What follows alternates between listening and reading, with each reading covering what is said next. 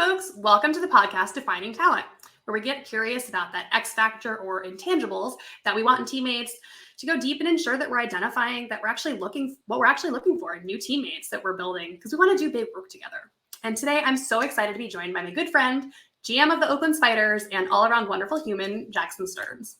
We're going to dig into team building that he's done as part of running a professional sports team in an emerging league, both on the field team as well as support staff, and then centering culture and values as part of the process. So thanks so much for being here, Jackson.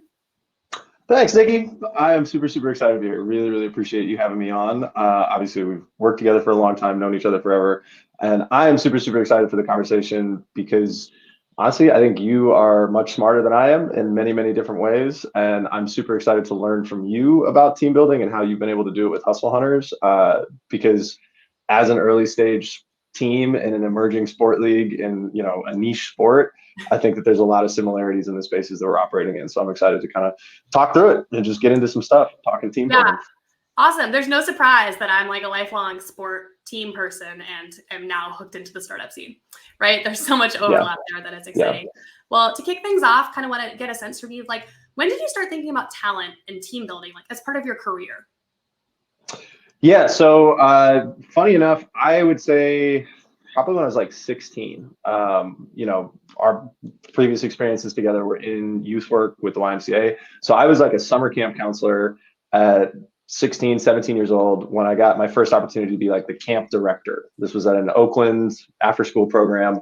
And what being camp director basically meant at the time was like, you make the staff schedule and you assign the counselors to the different age groups. This was just for like a city of Oakland, day camp, right? Kids dropped off in the morning, picked up in the afternoons. But it was the first time I kind of had to be like, okay, yeah, all of these counselors are my friends. We're all 17, we're having a good time. But now I have this added responsibility of like, one, making sure that the kids are going to be safe throughout the day. And two, based on my own experience of having been a camper, you kind of always knew like when the counselors were in sync, when they had each other's backs, like when they were working together versus those times when the schedules didn't always line up and the group dynamics between the staff didn't always line up. It was kind of like, ooh, they are not friends right now, right? Or you'd have a group that was like all male staff and it was like, we're going to play sports all the time and it's going to be awesome. And there'd be, a good chunk of the group who was just like, I kind of don't like sports and this really isn't my camp. So anyways, I think that was kind of the first time I really started to think about how do we put together a balanced team that plays to everybody's strengths to get the desired outcome, which in that case was kids having fun at summer camp and being safe, right? So from there, it's just kind of continued on and thankfully been a bunch of other sports stuff. I love that. Starts so early on. And then, it's gone up through sports organizing with all sorts of different youth parks and rec groups, and now you're with the Oakland Spiders. Tell me a little bit about what is the Oakland Spiders, what is this team, and what's your role there?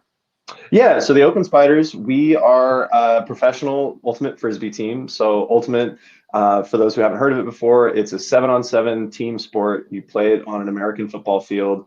Goal of the game is to score more goals than the other team. You score goals by catching the disc in the other team's end zone. If you catch it in the field of play, you can't run with it. You have to get a pivot foot like in basketball, and you have a time limit in which you have to complete the next pass.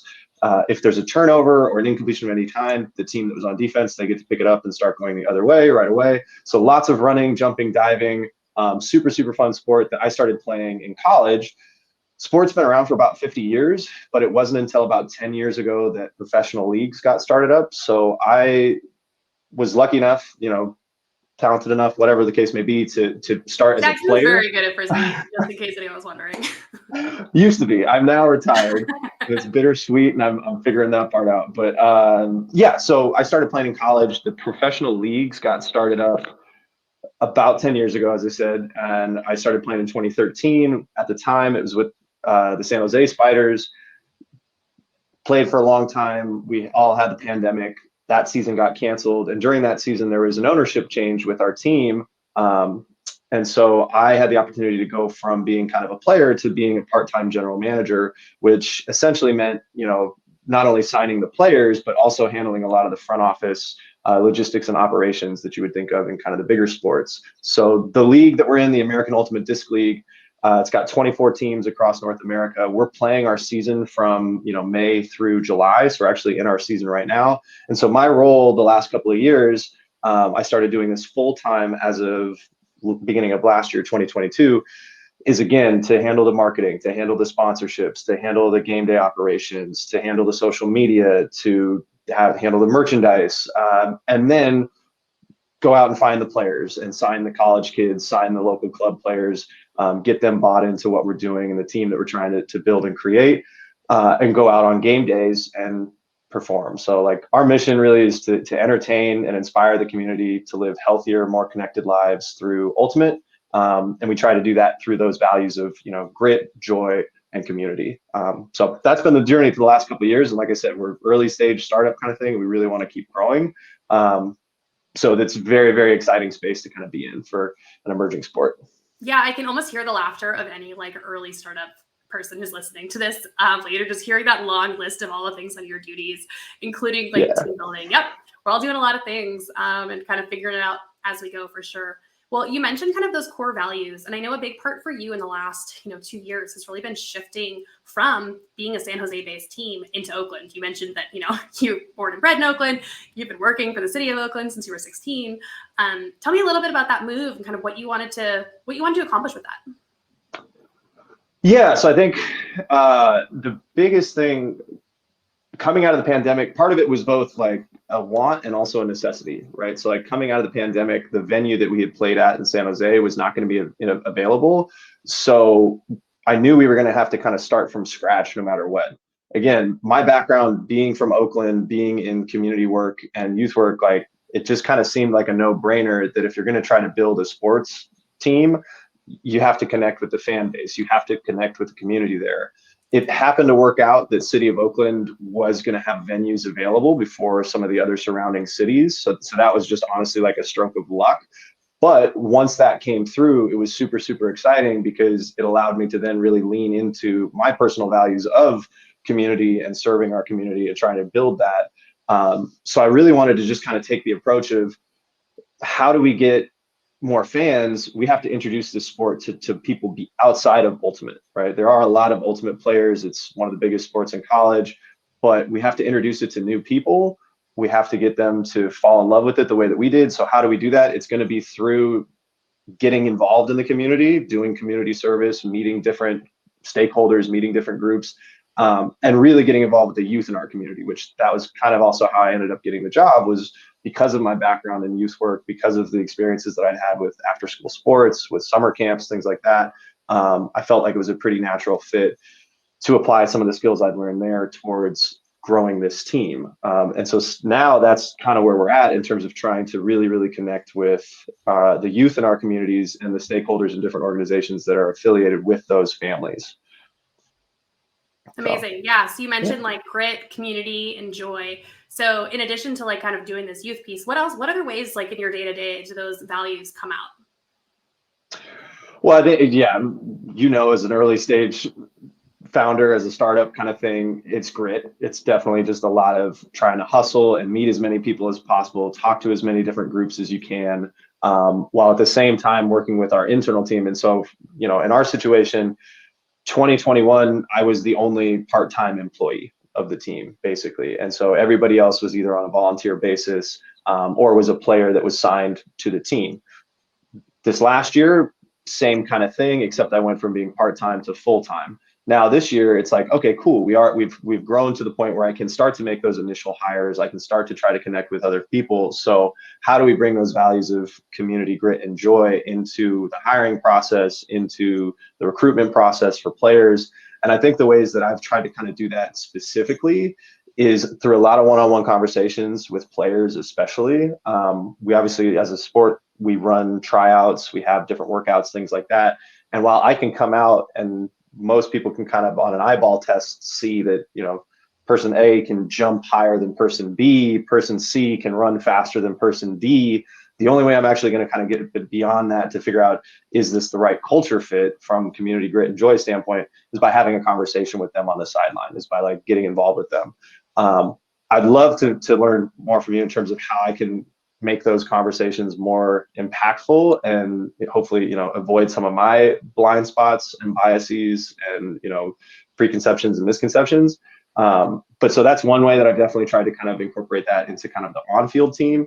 And then the off-field team, it's been really trying to make sure that those values shine through in our job postings, in our social media, the language that we use, the colors that we use, the places that we're posting those jobs or posting those announcements and things like that, so that we can hopefully, as people come into that top of funnel to get involved in the organization, they've already got kind of that background and context of who we are, so that when we start to have those conversations, there's not as many surprises. I love that. And I find that's so often an underlooked piece of building community is that anyone who touches your talent funnel because they applied to an internship or a job, that's someone who probably didn't know about your organization until they saw the posting, right? That's a great opportunity to build a super fan, even if they don't end up working for you, right? Someone who wasn't, especially when you're a startup or some, you know, most folks probably don't know who the Oakland Spiders are, not yet, at least, right? That's a great way or to ultimate, right? Yeah, like we got to get over the barrier of what is ultimate too as well. So yeah, totally. And then from our end, I think, where you've identified these core values, that's such a great start. And I think it's really impactful to be able to showcase to candidates like where you're making trade-off decisions, especially with consequences based on those values, right? So like Hustle Hunters, one that, you know, we've made certain decisions based on our values. For instance, movement, right? Movement is one of our core values, and how that shows up in a trade-off way is that sometimes we launch things that aren't perfect. And as a business, we've decided that no, there's not going to be any repercussions if you launch something that's not perfect because movement was more important to us. That we've kind of laid that foundation out, and that's something we have to like continually go back to and remind folks like it's okay if you move too fast. If we ever need to counteract that, let's do that. But it's just a good way to show like we're willing to kind of put our money where our mouth is and actually like go forward with these pieces. I find it's also really great to have a rubric or have some sort of like, okay, joy. What does like poor joy match look like? Someone who's kind of grumpy all the time, someone who's just like actively like a downer, right? Might be that. Yeah, it's your body language. It's the words that you're using. It's the way that you're describing interactions or things that are happening, whether again, on field, off field, totally with you. And then what is that middle? What does like good look like? And then what does great look like? So what does great look like? Like, what do you look for in terms of like intangibles when you're kind of looking at through that lens of like joy, community, and grit? Like, what is a great player? I don't know who comes to mind that you have, or kind of that's in your mind that you're wishing you had look like there. Yeah, I definitely want to be respectful to our team, so I won't use players' names, but we are very fortunate that we have a lot of players that demonstrate those values in different ways. I'll admit they are tough to kind of perfectly embody all three of those because, you know, grit and joy can kind of feel like different ends of the spectrums at times, right? I'll say so, but specifically, you know, speaking to community, something that we did was in our player contracts. It's included in everybody's contract that players have to volunteer a certain amount of time each season. It's usually a certain number of hours. The definition of volunteering is very, very broad. I wanted to make sure that it didn't feel super constrictive, and it wasn't like you have to volunteer in this one set way. It can be any way that kind of speaks to serving your community. But the players that really excel at that are the ones that often forget that they even did it, right? They're the ones who are like, oh yeah, well, I'm doing this thing, and I'm kind of having to be like, did you put that? That's volunteering, right? Like, and they're like, oh yeah, I guess. But to me, it's just living life, right? Yeah, it feels like table stakes. Like, obviously, this is part of like how I walk through the world. Yep. Right. And those things, even before getting on the team, can show up in different ways from the folks that are like, do you need help setting up with something? Do you need help breaking this down? Do you need help, you know, with this different thing? So just that proactive sense of like, it's not just about me as a player, it's about the team. To me, that demonstrates exceptional community, right? With grit, it's the players and the people that are like, I know they're doing more off field than just about anybody else, right? Players, it's the guys that are going to be running sprints after practice, after we've already gone through a full workout, just because they want to get those extra reps in. They're the guys who it's a long point and they're still the loudest on the sideline, yelling at their teammates to keep trying to encourage them. It's the folks who are working on trying to find sponsorships and business leads. And I'm like, hey, you know, did you hit the threshold that we try to set, and they're like, yeah, I also got these other 40 or 50. You're like, cool, excellent. Like, how are you feeling? Don't get burned out. Like, I really appreciate it, but I want you to make sure that like you're still taking the time for yourself. And then joy, that's, again, it's the language that they're using. It's the way that they're carrying their teammates, supporting their teammates, cheering for them. That is probably the most intangible one, that sometimes is just an energy that comes off when somebody walks into the room or hops on the call. And probably the one that I need to spend the most time like quantifying and putting in a rubric, kind of as you suggested, of like, here are specific examples of what that joy looks like versus the opposite, right? And so if somebody's displaying these characteristics, they may not be the right fit. Yeah, and especially with things that seem a little more ethereal, like joy, or you see like energy or positivity, those are terms that often in history like have been applied to different people groups in different ways. So the deeper we can get to like, what does joy mean to me, but also what does it mean to like other people in my network who maybe don't have my same lived experience, it's a good way to make sure that like we're applying the same rubric to all types of people, right? We're making sure that just because someone's an introvert doesn't mean that they're not, they can still exhibit joy, but it might not manifest in the same way we're thinking of. So yeah, that's like, once you build a rubric, it's a great draft to then take out to folks and be like, is this your definition of joy? What would you add to here? What would you take away from this? And kind of start envisioning different teammates, right? It's a good way to like have that be a forever iterative process, because otherwise it's so easy to be like, well, I really like being around them, but does that mean because they had your background, or are they genuinely just like a phenomenal human that kind of like makes everyone around them more joyful? Yeah. Interesting. And so at Hustle Others, let me ask, like, how do you kind of facilitate some of those conversations with clients initially? How do you kind of help people get to the point where they can kind of clearly define some of those things? And then what's the next step beyond that? Yeah, that's a great question. So much of it is extracting things out of the brain, right? Anyone who runs a company, you have so many things in your brain. And so much of the work is just taking those pieces out, the things that you know, the things that your body knows, right? When we go into a call and we're like, that was a good call, sometimes it's not bias. Sometimes it's our body is kind of this like finely tuned algorithm where it has been taught to take all those answers and internalize them as, ooh, this is a good sign. Normally I wouldn't like jump on that and sign a contract or extend something to a player. I might use that just as a leading indicator that then you check with other data. So ways that we get to this is asking the question many times. We do that in a forum survey. We do this on a weekly call. We're constantly asking. And sometimes we're kind of getting around to these questions backhanded, right? Like, what's the coolest thing someone did at your company this week? Or, your last hire, when was that moment that you knew you really trusted them? And then unpacking that answer of like, ooh, so that really matters to your team. Okay, let's define it a little more. And then sometimes we're thinking about just like some of this we can define, like, okay, so strong communication, great. I've never seen a job description that didn't ask for strong communication skills. But what does that mean? Does that mean timely communication? Does that mean prompt? Does that mean concise? Does that mean you can like carry a conversation? Does that mean you have like a great webinar voice? Does that like, what does that actually mean? So being able to define that deeper and deeper can get us to a place where it's a little bit more definable, because just great communication could look like so many things. On my team, I want people to be truthful. Yeah. Some teams, like strategic communication might be more important. We have such a small team at Hustle Hunters that I think we have enough trust with each other that if something comes across on Slack as like not 100% because they don't understand the tone, I think someone would give them the benefit of the doubt and ask a question. Whereas if we're in a team of 300, that might not be the case, right? I might care a little bit that people think and don't jump into movement, right? And actually think a little bit more before they throw something in Slack. So it kind of depends on like, what is that ethos of the team? And that's where like, there's not one size fits all here, which is why it's hard, but also why it's exciting, right? Yep. We're all innovating and doing this for the first time ever. This is the first professional ultimate frisbee team in Oakland. And you're kind of getting to write that playbook. Of course, you're going to take from what has worked in other places. But at the end of the day, you guys you're running this.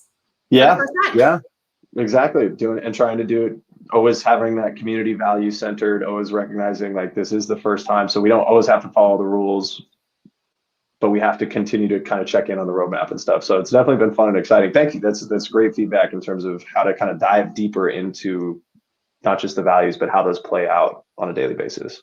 Yeah. And so often it's like asking that question why 7 times to get to a real answer. So often on my calls, we'll ask the same question to a founder 3 times.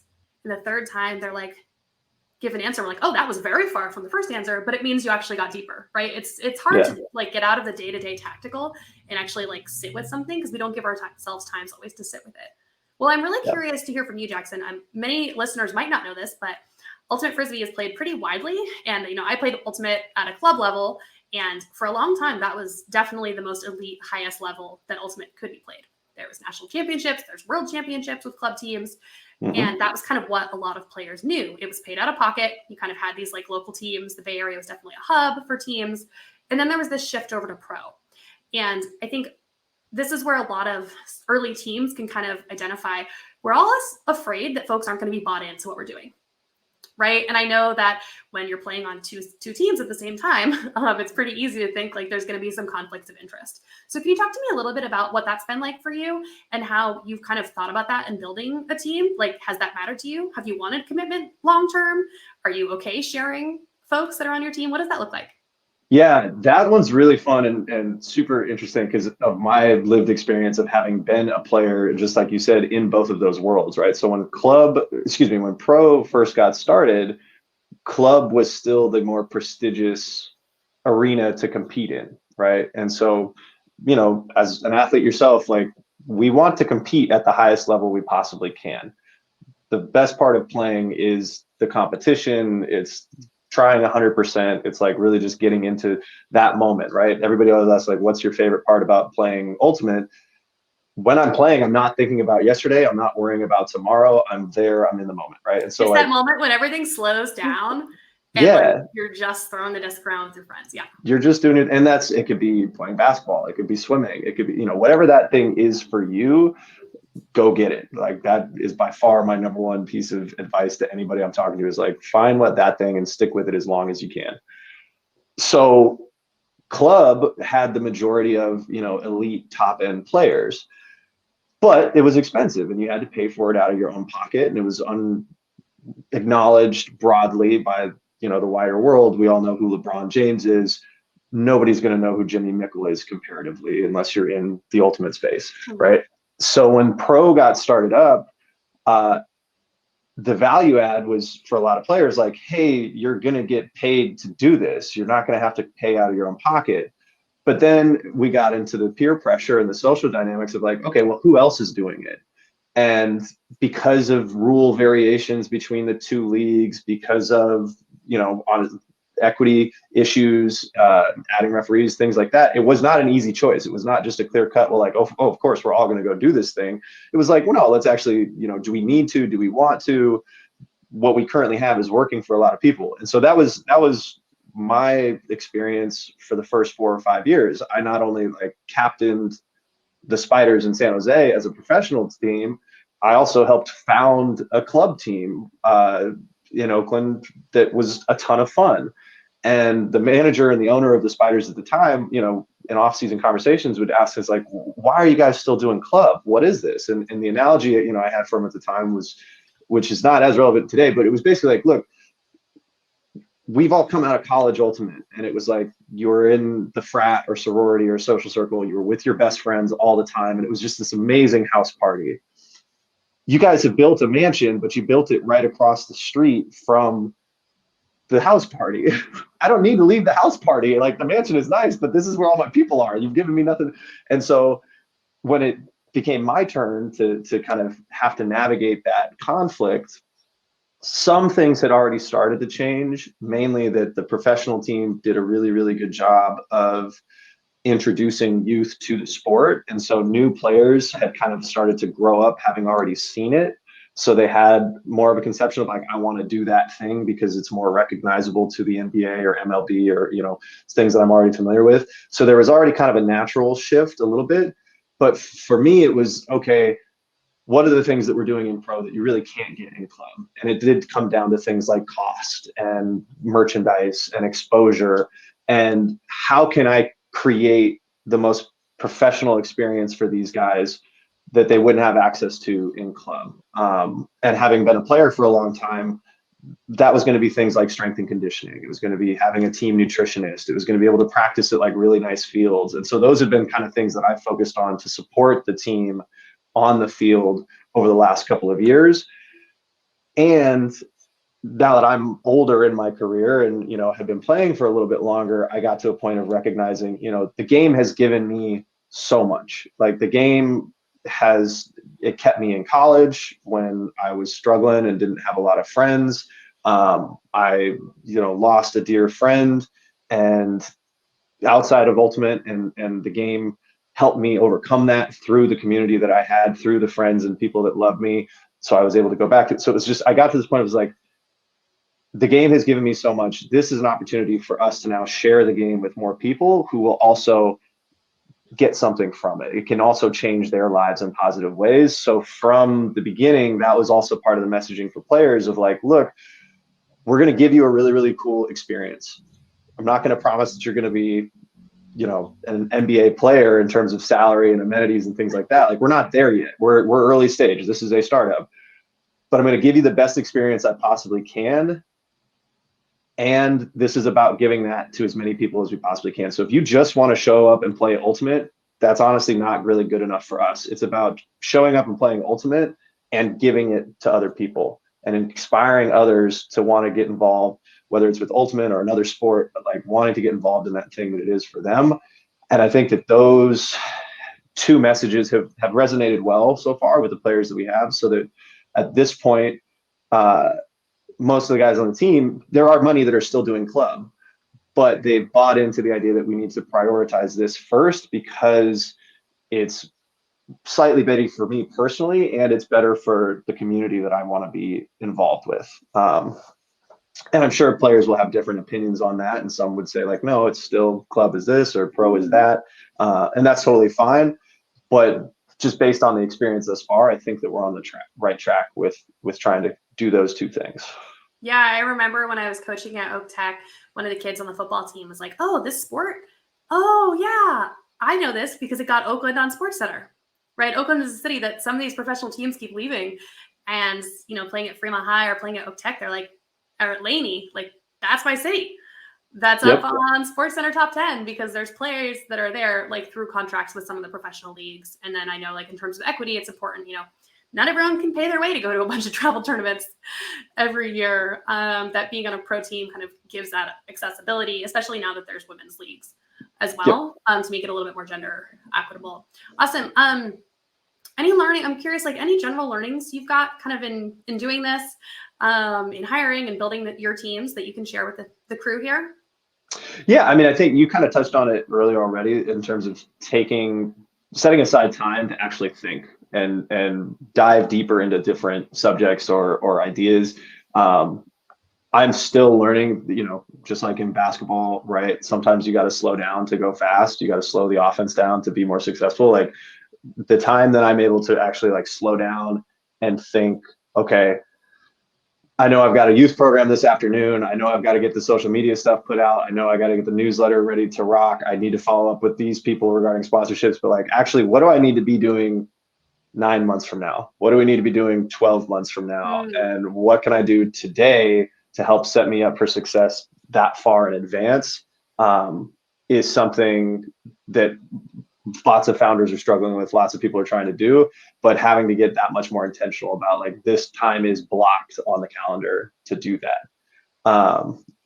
Certainly something that's been super, super critical.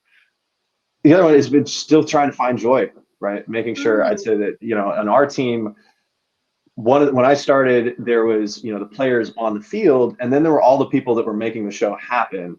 And there wasn't necessarily a strong connection between the two. And so one of the things has been like, how do we make sure that everybody is on the same team? Well, we're going to do that through having a good time. And it's not throwing big company parties necessarily. It's just making sure that everybody on the front office knows they're welcome at every single practice. And everybody on the field knows like, hey, these are the people that are making it happen often.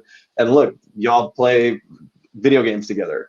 You're all going to be doing Fortnite. Like, get hooked up on the same thing. So much like, about even just like knowing names, right? Knowing the names of the people on both sides of it, I think is huge for a sports team or for any team, right? Yeah, and as we get bigger, it'll continue to be harder to create some of those things. And I think, we'll have to get more intentional about scaling some of the events, the forced fun. But with right now, it's like, how can we facilitate that through conversations, through small events, through Slack, even, all these different things. So I'm sure there's lots of other things that we should be doing and that we are doing. But in the terms of like the key nuggets that I found so far, it's like trying to make sure that we're always having some joy from what we're doing on a daily basis. Yeah. That's awesome. I love that concept because so often we forget that, right? Why are we here? Why are we doing this? Why are we living this life? Yeah. I think it's so important to integrate those pieces. Well, I'm going to ask this really broadly to you. It's a question we ask everyone on the show, but Jackson, what makes you a great teammate? Feel free to answer that as like an employee, as a partner, as a player, like whatever that means. My guess is there will be some similarities. Yeah, honestly, disclosure, thinking about this question a little bit beforehand, I think what makes me a good teammate, I'm going to start by just, there's some humility. I don't want to take a lot of credit for things because of personal insecurities, not knowing if I'm always the right person for the job, that imposter syndrome that people come up with. I think that it can be humble, but it honestly feels more like honesty, right? So I think what makes me a good teammate is the honesty I try to bring to that in terms of transparency, in terms of just like, hey, here's where I'm at. This is what I'm feeling. This is how things are going.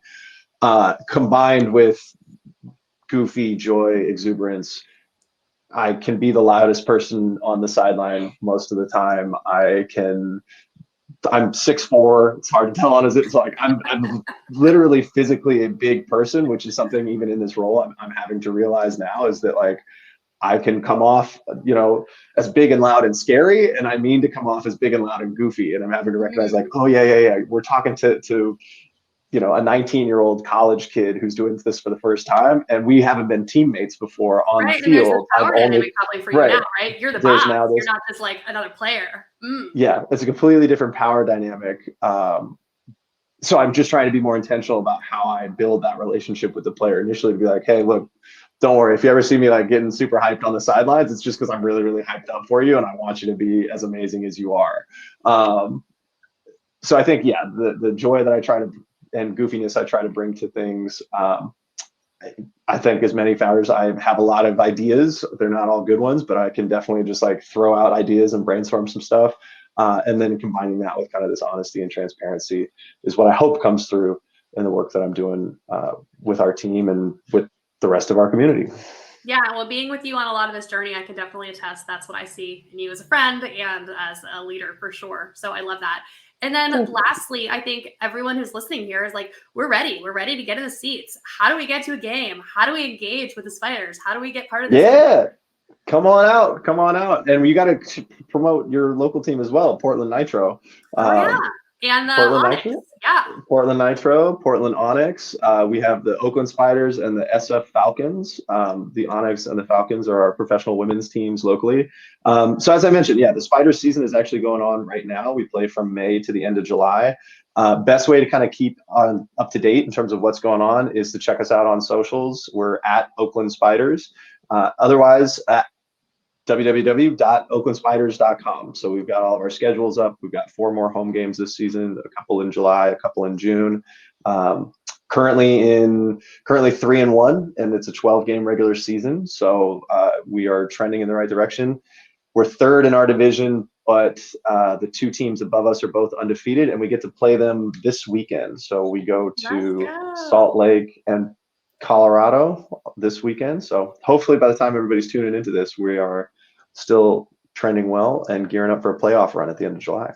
Love it. I got to watch a barn burner last second win recently. Yeah. So it's definitely pretty fun to get out there. Very family friendly, whether you've been or not. So awesome. Well, thanks, Jackson, for your time. Thanks to all you new Spiders fans for tuning in, learning about what team building looks like, both in the startup space as well as with a sports team. Thanks, everyone. Have a good one. Thank you, Nikki. And